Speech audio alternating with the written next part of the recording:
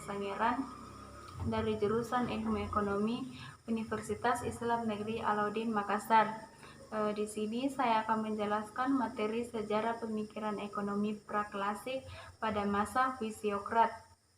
Nah, Fisiokrat ini berasal dari dua kata, yaitu fisik dan kratos, yang berarti alam dan kekuasaan.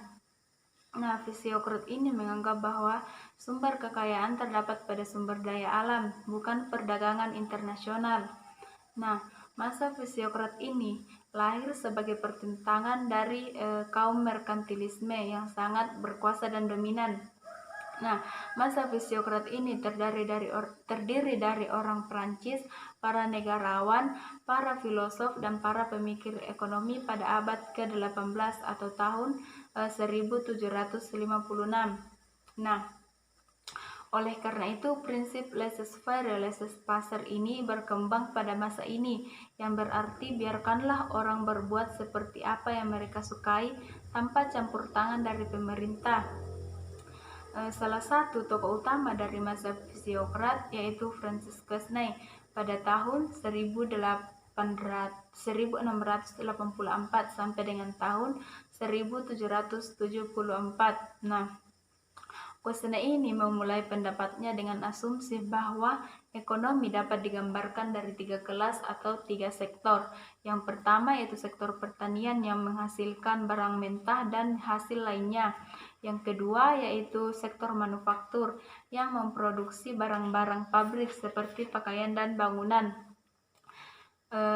serta alat yang diperlukan oleh pertanian dan pabrik serta jasa. Yang kedua yaitu kelas pemilik tanah yang tidak menghasilkan nilai ekonomi tetapi memiliki klaim atas surplus output yang dihasilkan dari pertanian.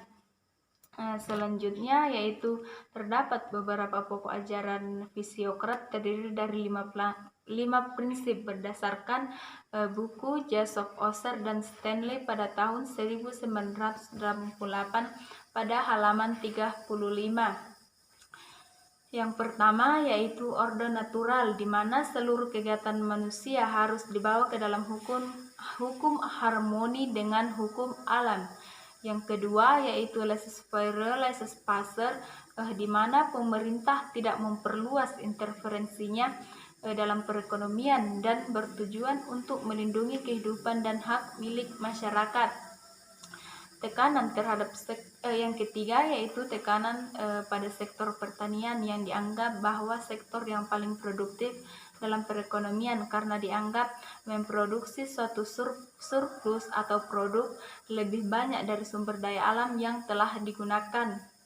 Yang keempat yaitu pajak tunggal atas pemilik tanah, di mana sektor ekonomi merupakan sektor yang paling produktif sehingga pemilik tanah yang harus dibebani pajak. Yang kelima yaitu hubungan antar sektor ekonomi. Nah, Quesnay ini membagi masyarakat ke dalam 4 golongan. Yang pertama yaitu kelas masyarakat produktif, yaitu yang aktif mengelola tanah. Yang kedua yaitu kelas tuan tanah. Yang ketiga yaitu kelas yang tidak produktif atau steril. Dan yang keempat yaitu kelas masyarakat buruh yang menerima gaji. Nah, selanjutnya Fisiokrat ini berkontribusi besar dalam kepedulian mereka dalam karya produktif sebagai kemakmuran nasional. Karena di sini kelemahan terbesar dari sudut pandang ekonomi modern yaitu mereka hanya mengikut sertakan buruh pertanian sebagai aset besar dan aset yang paling berharga. Nah, Fisiokrat ini memandang produksi barang dan jasa tersebut sebagai konsumsi dari surplus pertanian, sedangkan ekonomi modern ini mempertimbangkan ini sebagai aktivitas produktif yang ditambahkan pada penerimaan nasional. Mungkin sekian penyampaian materi dari saya. Wassalamualaikum warahmatullahi wabarakatuh.